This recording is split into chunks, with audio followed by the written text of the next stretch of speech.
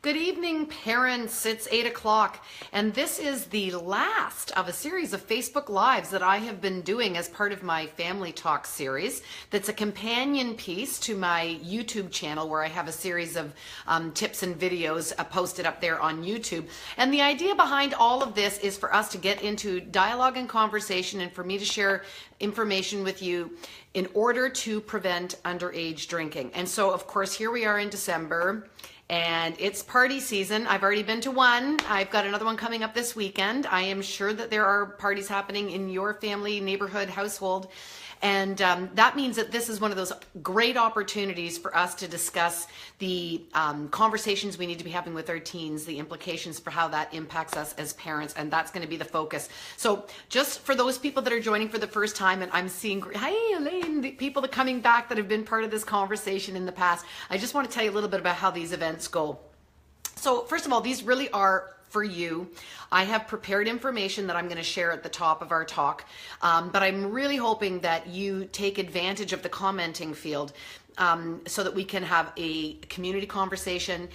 Post your questions. I'll be answering questions at the end, but I've got Catherine with me. Say hi, Catherine. Hi. Hey, so it's a team effort here. As you start to post things, she can link to resources that we've already prepared. It helps us understand what's on your mind. It helps us understand what's important to parents, because even if it's not part of tonight's talk, it helps us do programming so that we know what kind of information is important and that you'd like to see in the future.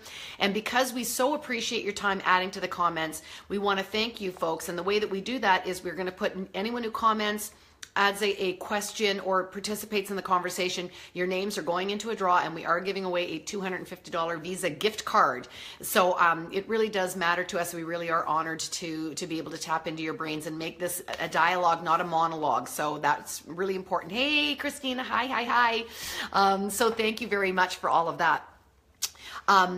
So that's how our evening is going to go. Let me just start with talking about the top highlight points, and then I will blow them out into more detail. So because it's the holiday season and we're trying to reduce underage drinking, I want to bring these points to mind. The first is we're going to look at the law, what's illegal, the implications of serving minors and some of the parenting behaviors around that. We are also going to look at supervision. So great. So you're having a house party and you've got minors in your house. What's your responsibility as a parent? How do we handle that well? We're going to look at when alcohol makes its way into the party, even though it's not invited into the party, and how to handle those oopsie moments. We're also going to look at how we can make parties fun for our minors.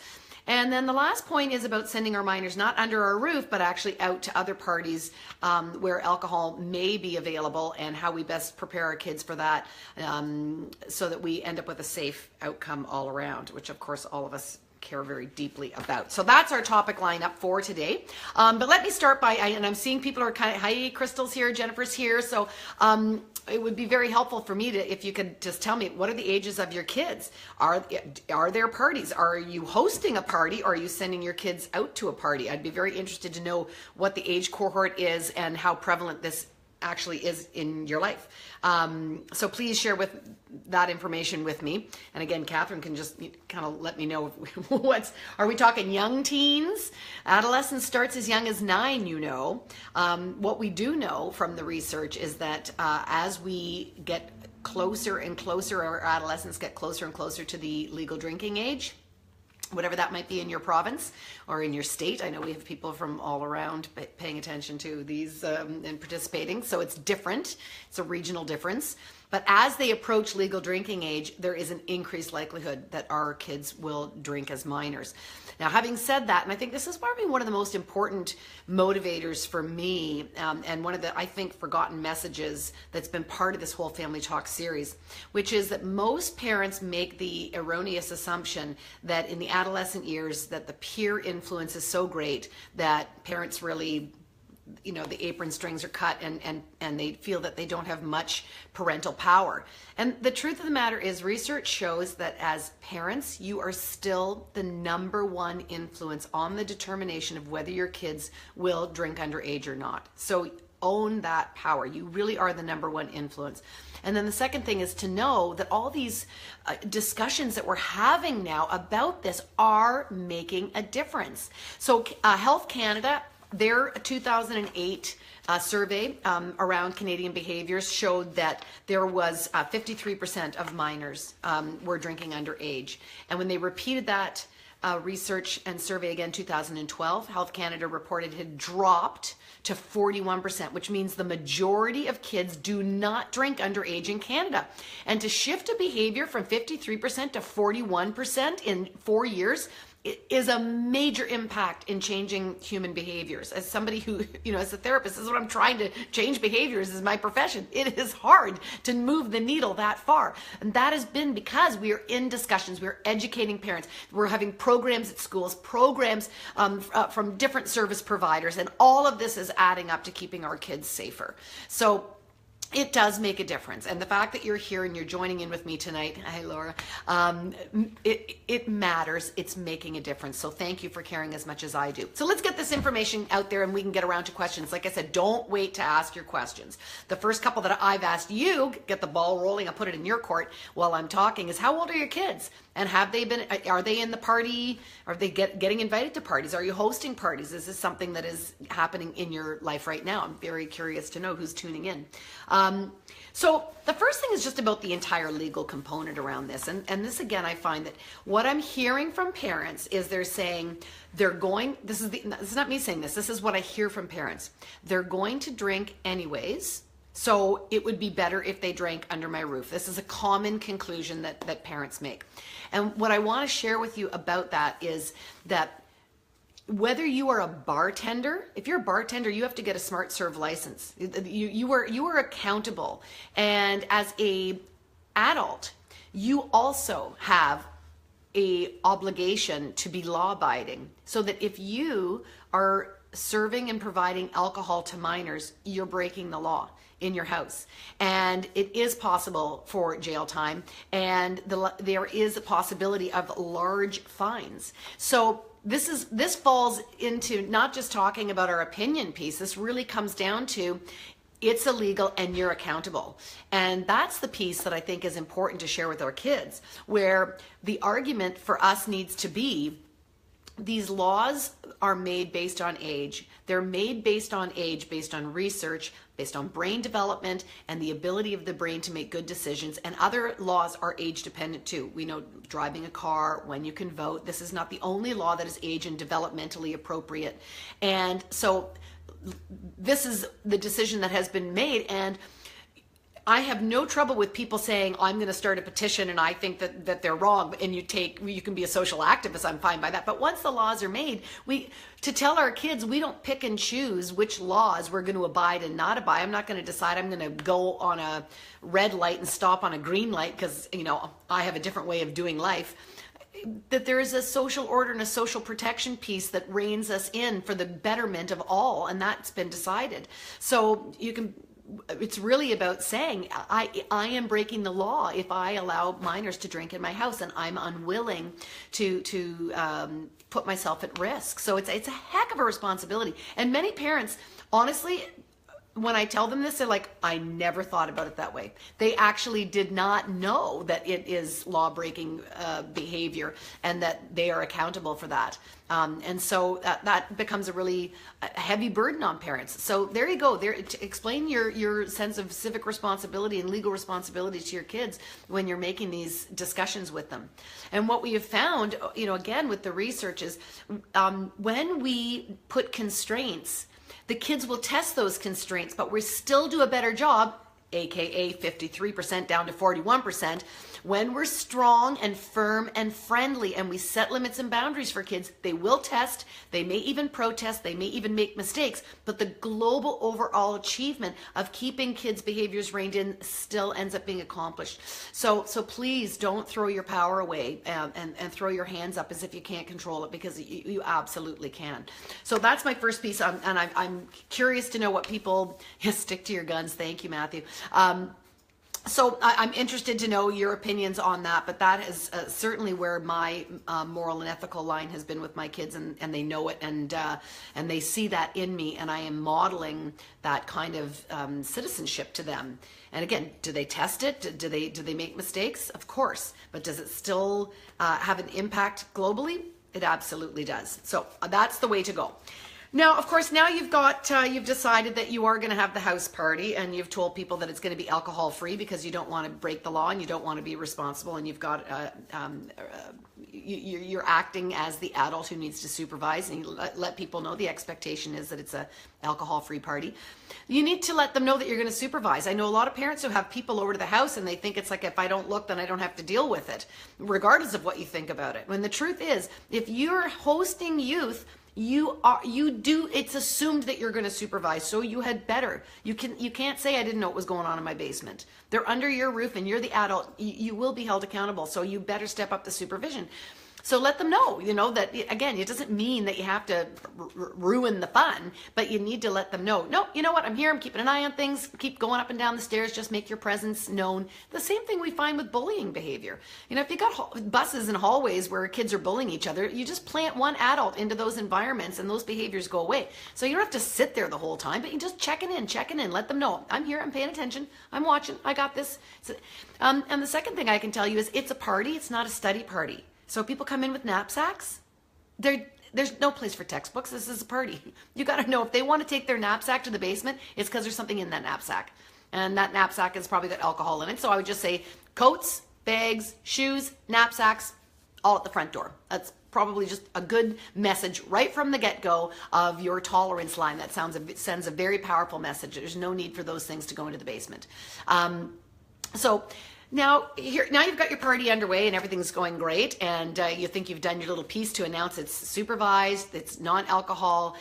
I think you need to talk to your kids who are also hosting and responsible for their friends to understand that the onus of responsibility, again, falls to the adult, not the child. So if there is drinking at the party, if there is a situation, simply ask your child to come talk to you. They do not need to police their friends. That's going to put them in a terrible position. They are not going to take action and speak up. Let them save face. All they need to do is, and anyone, is to say, hey, if there's any problems, come talk to me. And have that sidebar conversation with your teen. I'll look after matters. And so if somebody spikes the punch and you need to go down and deal with that, the onus, it falls to you. So, and at that point, then you can say, hey, you know what? We need to make sure that you're okay. We need to make sure that we get you home. And whether that is go sleep it off up in the bedroom, or can you call your parents, or can I put you in an Uber, whatever it might be. We as the adult now have the responsibility of making sure that that person gets completely delivered home and safe. But it's your responsibility. So take that piece seriously as well, and take the onus off of your teenager. And the other thing is about making things fun. It's interesting when they actually survey youth and they say, why did you drink? They will cite as one of the number one reasons, I was bored. I was actually, parties do not have to be boring. The fact that the media seems to portray that every frat house is all about craziness does not mean that that is required for people to have fun. And we know this from looking at cultures that are non-drinking cultures that have all kinds of festivals, and they have a wonderful time at all their festivals. You do not need to have alcohol in order to have a good time. But I think as somebody who's hosting a party, I think you do have to think about what are people going to do. So, do you have interesting finger foods, make your own pizzas? Do you have interesting substitute drinks? And now here's another question for the crowd. I'd be interested in hearing your opinion on this. What do you think about mocktails? Some people think that you're faking an alcoholic drink and therefore you're, this is like trying to prime them, or it shouldn't even look like a substitute for an alcohol drink. And other people think, no, that's just like, instead of just having your regular water, you're making something more elegant and fancy, and showing that it's a festive occasion and you're going the 9 yards to make something that requires a blender and crushed ice that you wouldn't do on a Tuesday when you're doing homework. So I'm interested. What do you think about mocktails? Good or bad? I'm curious to know. But other things at a party for youth, like, oh my goodness, I just think about fun things that people do at weddings. Like I went to this wonderful wedding where they had like the little picture frame that was prompting us for putting up pictures on Instagram or whatever with funny little comments, and people could pose, and kind of like doing a photo booth, except for you're using your Instagram account. So, get a feather boa and silly hats and glasses or whatever, so people can put up, funny filters and hashtags and whatnot. I've seen parties where there's sort of like little activities. So, depending on the age of your youth, you can decide what they're into, and you can look at it from a gender point of view. But making friendship bracelets and beading might be something that they do. That kind of interactivity, it's just all framework that they'll goof around it, but the point is just having it there, having little silly things there. We have this like magnetic dartboard at our cottage, and I can't tell you how it's just like people are drawn to throwing magnetic darts. It's like a small thing, but it's just kind of like something to do. And we have this like funny little hand game, just having this stuff around. People get busy, people get active, so I do think that you have to put that little bit of effort into, get the streamers, think in advance, pre-plan what might be fun and active and age appropriate for your youth. So if you've hosted a party lately, whether it's a birthday party, a seasonal party, tell me the ages of your kids. Tell me the kinds of activities that were good for them, because if you've got an oldest child and they're just turning 16, and you might not know what a 16-year-olds want to do. So share your ideas. This is again supposed to be about community and helping one another. My kids are 22 and 23 now, so it's been a while since they were minors and hosting parties. But I can tell you, Zoe, my daughter's here, my daughter's my assistant. I remember hosting a party and we didn't plan enough things, and it was in the winter, and the kids ended up wanting to like chuck ice at each other, and I'm like, ah! I realized that it was not good to be prepared, because again, out of boredom, you end up getting mayhem often with youth, and so I don't want them chucking ice, and I don't want them drinking underage either. So there does have to be, you don't have to be, script every minute of it, but you do have to plan to keep kids busy in a positive way. So there you got your house party, and now you're having fun at the house party, and that's all really great. Now, the other thing that comes up at holiday season is maybe you're not the host. Maybe your kid's actually saying, hey, I'm going over to Allison Schaefer's house. She's hosting a party and I want to go. I think as a parent, you cannot know whether or not there's going to be alcohol where there's going. I can say you could make a safe assumption that your kid is going to venture out into the world and there is going to be alcohol there. You cannot purify, this is a general parenting rule, you cannot cleanse the world of things from your children. You need to train a child to have what it takes, the fortitude to go out into life and face those hurdles and act in pro-social ways in the face of those things being around. So rather than saying get rid of all the parties that ever had alcohol and eliminate all their friends who might be minors who drink, you have to say, yeah, you're going to go out into the world and there's going to be a bottle at that party. And then ask them, how are you going to handle that? Help them come up with what they will say. Do they have their one-liner? Do they want to take a fake something in a thermos and just say, I'm packing my own, so that they don't have to get engaged in what gets passed around? Whatever it is, help them up front. And then we also need to let them know, and this particularly, how are you going to get home if you get into trouble? I do not want a child getting in the car with anybody who's been drinking, and whether that is an adult or a peer friend that has a driver's license, we really have to keep our kids safe, which means we have to be able to have the conversation to say, I understand that you've got a ride plan, but if that should backfire because alcohol gets involved, I need you to call me. I need you to call me if in any way you're in threatened danger at the party. If you're uncomfortable, whether you've ended up drinking, whether your ride has backfired on you, we need to let them know that, you know what, no matter what, bar none, I've got your back. Call me, call me, call me. That's okay. And it's amazing how much we say that and then we wonder why our kids don't. Well, think about that. It's really hard if you have been, on your kid about every little mistake, and about, you get on them about their bad grades, and you get on them because they're, about their hygiene, and you get on them because they're not brushing their teeth enough or whatever it might be. And you freak out because they scraped the car and now there's like damage to the bumper.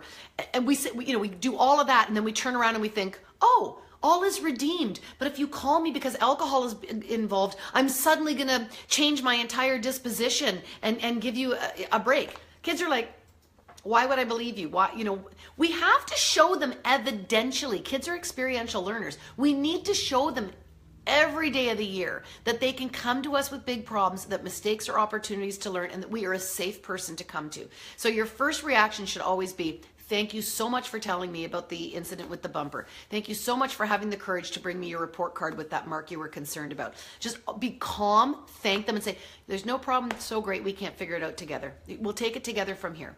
And if you show that to them all the time, then of course they're going to say, oh, like I know my parents are going to be disappointed that I drank, but I also know they're going to be they're not going to come down on me, and they're going to be super pleased that I actually did the right thing, and the right thing is to call home. So you have to set that up, not in a 1-minute conversation before they go out the door. You have to live and walk that truth in your relationship with your kids, which is why I say that the research shows that your relationship with your kids is the #1 influence. And if you have a good relationship, your kids will want to do right, do good, and keep that high opinion from you, because they care about your opinion of them so much. If you are a mentor, if that relationship is solid, it's when the relationship gets rocky that kids almost rebel and want to do other than what you are suggesting that they do. That's when we really get into some problems. So keep that relationship strong, because that's what gives us influence,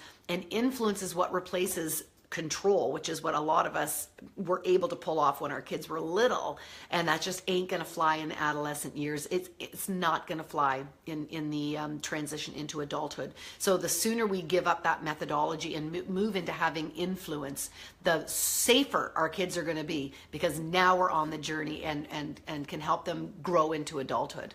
So that is enough for me. I want to hear from you, and I want to hear your questions. I want to know what is your biggest parenting concern around adolescence and alcohol, and your role in all of that, so that we can make sure that we've got good resources for you. But so tonight the floor is open, Catherine. What are people? How old are people? I'm interested. Is it young adults? Are young adolescents, middle, or everywhere from everywhere? 5 Okay. till 16. Oh, okay.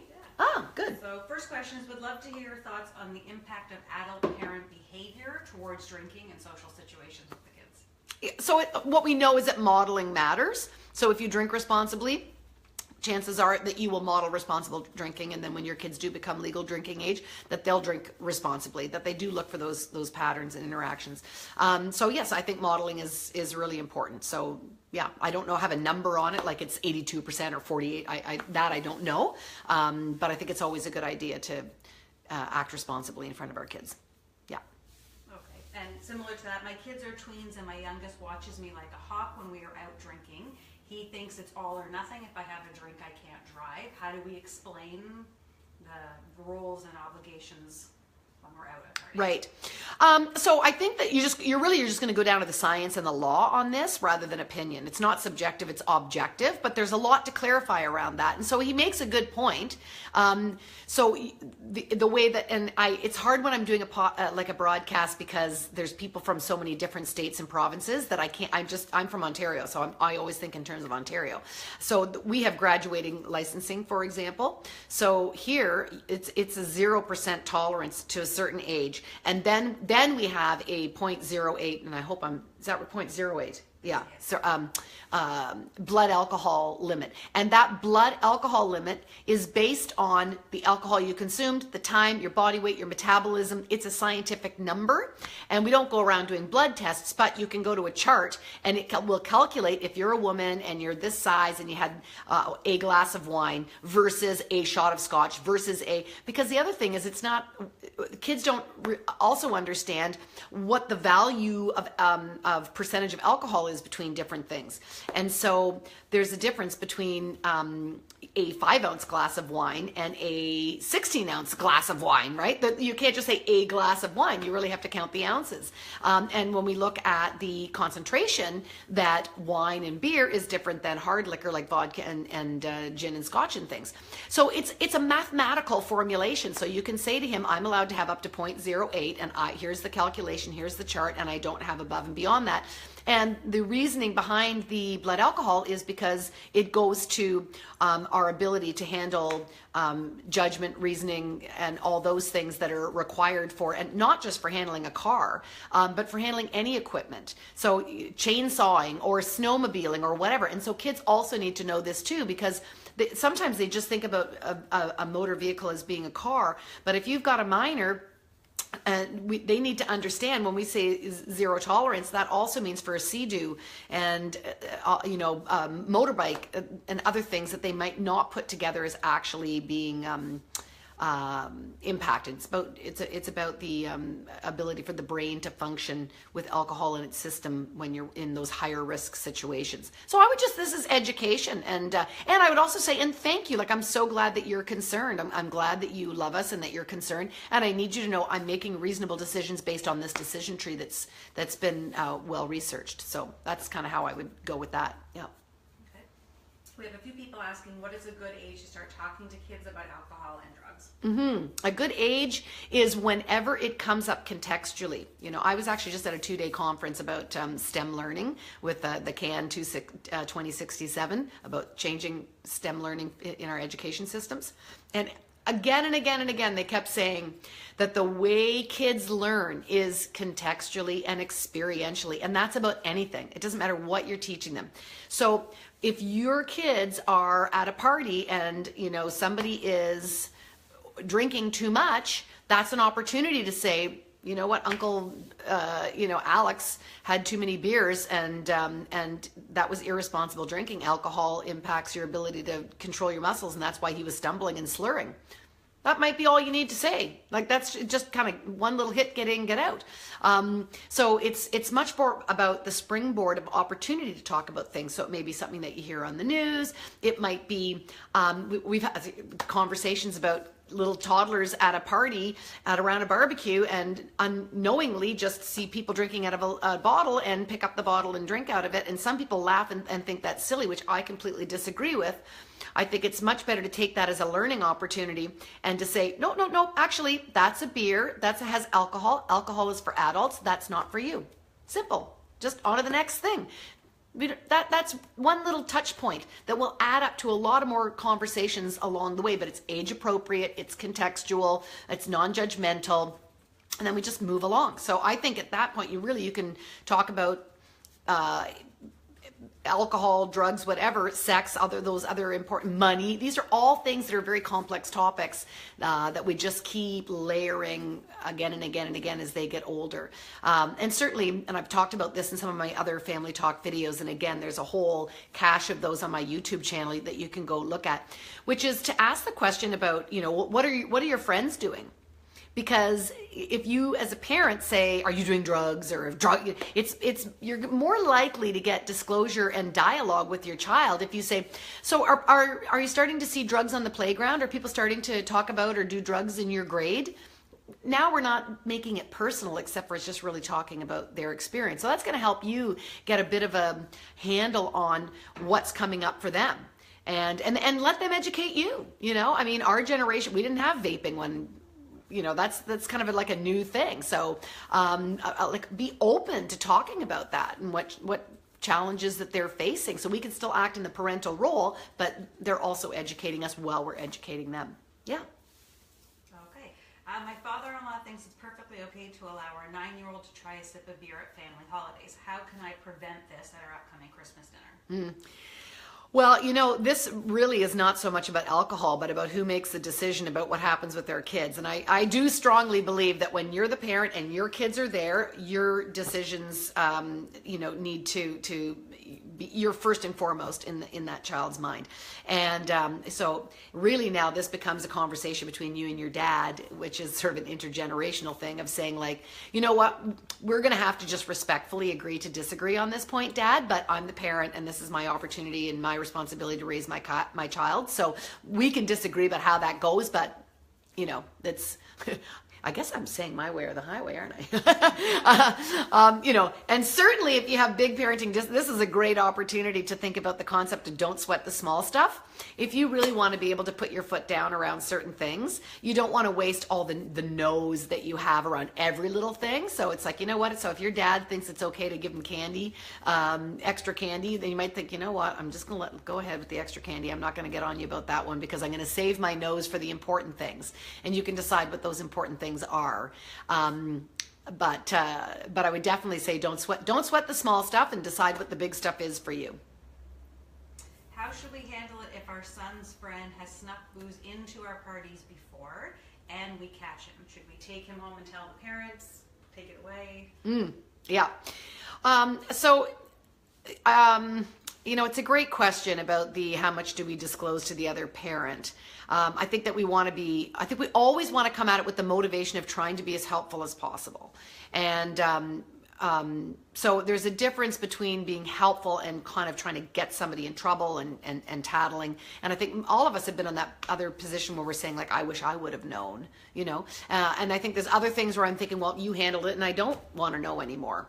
So I think in that case, I would probably put out that little preemptive, hey, you know what? Just letting you know, this is an alcohol-free party. What you do in your own home and with your own family rules is and with your parents, that's completely up to you. But just so you know, here in our house, that policy still stands. And then if the alcohol is there, it's, drop them off and just say, hey, I just want you to know, I had talked to your daughter or son, and I made it implicit or quite clear that this was going to be a non-alcohol party. So I'm dropping him back off because there was a breach of that. So you're not, you want the parent to save face. You're really just speaking from your own perspective. Like, I wasn't okay. This is why I'm dropping him off. This is why he's being sent home. And then the parent can decide what they want to do. And what happens in their house is really rather their business. I certainly just do not want to be at all judgmental. That's going to make everybody defensive and reactive. And it's not helpful. It's not helpful. It's not what we're trying to achieve. Trying to achieve education. Yeah. When you're hosting, if other parents' kids are acting out or acting up, do you have the right to parent them? Yes. Yes. Because if you're, again, it's sort of like asking a teacher in a classroom to discipline the students in her classroom. When you hand your kids off, if they're a minor, then they need to be supervised, which means, and again, legally, you are responsible for these kids, whether you kind of thought about it in legal terms or not. They're under your roof. You are the adult, so your rules go. So if you say, hey, listen, no jumping on the couch. That's the rule at our house, whatever that might be. Hey, guys, settle down. In my house, that doesn't wash. You're welcome to go. You don't have to adopt my house rules, but if you'd like to be here, these are the rules at my place. And now, again, thinking about how liberal you want to be about, I didn't want house parties with alcohol. I certainly enjoyed having my kids' friends around. And so I liked being the house where people felt comfortable. And so that's why I had lots of frozen pizzas, in the oven that I could just throw out, lots of bags of chips around. And interestingly enough, I always found that the kids wanted to talk with me. It's amazing how people don't want to talk to their own parents, but if an adult shows attention to a youth, they are often very excited that an adult is paying attention to them, and they do love to engage and talk. But it's absolutely expected that it's your rules. And we've seen on the news places where kids have broken into cottages and places and gone wild. You better supervise. Do supervise. Yes, your rules. How should we approach this conversation if our kids haven't asked or brought it up? Oh, if it hasn't, sorry, like it's not come up from them. They haven't shown interest yet in it, but they're 14. Mm-hmm. Well, I think, again, not that the drinking of alcohol happens, well, I think it does happen younger than some people think, but certainly the exposure that it's around. And so I think that you just do it just, hey, that question that I asked, is alcohol showing up at parties? Have any of your friends been talking about drinking? Have any of your friends got older friends? I think there's nothing wrong with just asking a curiosity question because, yeah, you're 14, you're getting older, this is coming into your life. These are the times where you wait for those sweet spots, where you feel like you're really connecting. Maybe it's, because you're out having lunch together and it's just you're feeling really comfortable with one another. Or maybe it's you're driving in the car for a long drive and you're listening to music and you're just kind of chatting away, and so now, because we're talking about friendships, maybe I just pivot the conversation over to alcohol. So you're going to know right away by your child's reaction whether they're being receptive to that. You might find, oh, okay, a little defensive, maybe this wasn't the right time, but you've had that one little touch point and you circle around again, and you can even joke about it. You can just say like, oh, doesn't sound like you're ready to talk about that. But don't be frightened to start. I think actually most people are more fearful of what they anticipate is going to happen. But if you just are willing to do an experiment and start, I think you're going to find it's not as scary. It's not as scary as you think. I actually find the younger you start talking about things, the more receptive and open kids are, because if you talk to an 8-year-old about sex, it's just theoretical. You start talking to a 15-year-old about sex, you're like, Mom, what do you think I'm doing? So I think earlier is better, and then you're just carrying on the conversation. So yeah. A couple more? Sure. How often should we be having this conversation with our tweens and teens? It's hard to say exactly, like twice a week. You should be like, I don't have like a number like that. I think anytime that they're, like I said, if you're particularly watching movies and TV, for example, it's going to come up in the context of what they're watching. And so there's another opportunity to kind of check in. Every weekend that they're going out to a party, just checking in around the be safe. I mean, in my family, it was almost like I played a little bit of a joking role of being a bit of a worrywart, kind of like, yeah, that's Mom, just Mom being a worrywart, just saying that one more time. You can play it up and have a little bit of humor, even though you're being repetitive. So certainly just disclosing where I stand on the issue, and so I don't have like the absolute numerical answer, but I would say you probably intuitively know best. You probably know if you're starting to sound like a broken record going over and over, and it's landing over glassy eyes because they're starting to tune you out. I'd say that's probably too much. If you haven't talked about it in ages and you're now completely lost as to your kid's behavior, I'd say that's probably not enough. So trying to find that sweet spot will be something that you kind of negotiate in the moment based on body language and the response from your kids. Yeah. Okay.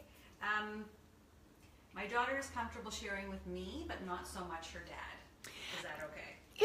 That's very typical, that there's one person that the child just feels more safe talking to.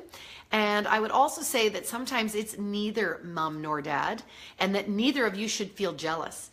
That what you should feel is relieved that there is somebody that is a confidant to your child. And if you are not that person, don't take it as that you don't have a good relationship.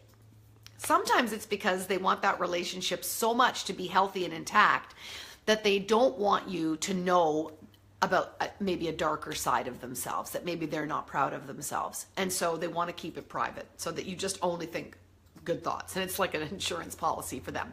But they have to have that person. So is it a guidance counselor? Is it a coach at school? Is it their special aunt or uncle? And identify that person. Who is your confidant? Who can you tell anything to? Who can you go that is not a peer? Because peers are great. Don't get me wrong. I love peers. But if you only go to peers for help, you are not going to get the same quality adult help that a peer is going to tell you about some of the crises in your life, including alcohol. So identify who that person is. And if you can't think of somebody in your kid's life, first of all, think about that. We better get this kid better connected. But when in doubt, all of us have Kids Help Phone. And Kids Help Phone, even though it says the word kids in it, if your kids are at university, your children are at university, they don't have an age cap on that. Those counselors are very well trained, and they also text. So which is kind of like the way people communicate now. So nobody should be isolated. And if they're not going to talk to you, just make sure that they know that people should get things off their chest. They need to have that really safe confidant in their life and get that happening. Yeah. We want more? Oh, sure. Okay. I have a family member that talks a lot about drugs, but not alcohol, especially since it's been in the news a lot. I think it's great, but they think it's great, but I don't want my kids to think it's great. My kids admire this person. How do I show them that they can still like her without agreeing with what she's saying? Well, so that's a really interesting conversation. And this is what I love about the fact that we are having these more complex issues with the developing teen brain. They love to problem solve. They love to think about justice. They love to be given these conundrums. And so instead of thinking that we have to have the answer, put it out as a chewy topic at the dinner table. So, and maybe you take it off of drugs and you're saying like, so, what if Nelson Mandela was X, Y, and Z? Like, how would you organize that in your mind? And get them to kind of chew the fat about that. And then you can transition that. You can challenge it as sort of like a debate. You can flip sides of the argument. It shows flexibility of thinking and problem solving and perspective taking. Like, it's such rich material. And so they love doing that kind of thing. So don't feel like you have to be the teacher, the sage that is like cramming information into our kids' heads. This is about percolating thinking. And of course, because you're in the dialogue and you're thinking your different perspectives and walking it around and maybe flipping and flopping around a topic like that, when you sort of say, I think I have a clear idea about my opinion on this, and this is how I would handle it, and they're going to listen to that really closely. They're like, okay, so we had a debate. We looked at things from a bunch of different angles. My mom or dad has landed at this position. Well, they're a pretty smart person. I kind of like their arguments. I think I'm more likely to sit on that side of the argument. So I think that's exactly how that influence piece works when we're parenting well. And like I said, start with the low threat topics to prove your flexibility, to prove your open-mindedness, to prove that it's a low threat topic, and then increase the severity or the complexity or the intensity of the topic matter, so that they kind of grow knowing where you're at with some of these hotter, more potentially inflamed kind of topics. And that's why, start young. Better brain development, better ability to have all those skills and better relationships. So I think we need to get to announcing some winners, because so thank you for your patience. Up until tonight, we've been doing surveys that's allowed us to look at the effectiveness of spending this time with you and find out what's important to you. So that's been really super important. We didn't have a survey component tonight, but some people did participate and win, but because it has to go through a very scientific vetting process, we've only just got names. So I want you to know that Maria and Kathy, and I'm not going to say your last names because I didn't ask permission to announce you all over social media, but there is a Maria and a Kathy who have won already from previous events that we've done. So you will be being contacted by email. So check your email for that. And then tonight, this is our last chance for people to know that anyone who has jumped on with a comment, who has shared what they'd like to hear more about, participated in our talk, let us know if this has been helpful to you, what you'd like to hear more about. Anyone that adds something in the comment field in that regard, your names will also be put into a draw, and we'll be giving away a $250 Visa gift card. So thank you for that participation, and I encourage you to go on and look at the resources. I'm going to jump offline and answer more questions in the comment field by just typing, but please do visit the YouTube page and look at the materials that are there. And this wraps up the end of our Facebook Lives on this topic for 2017. So thank you for the people. I know there's several names I've seen come up. You've been here right from the beginning. We still have a Twitter party that's coming up in a couple of weeks, but for the Facebook Live, we'll see you in 2018. And thank you all so much for your participation. Thanks.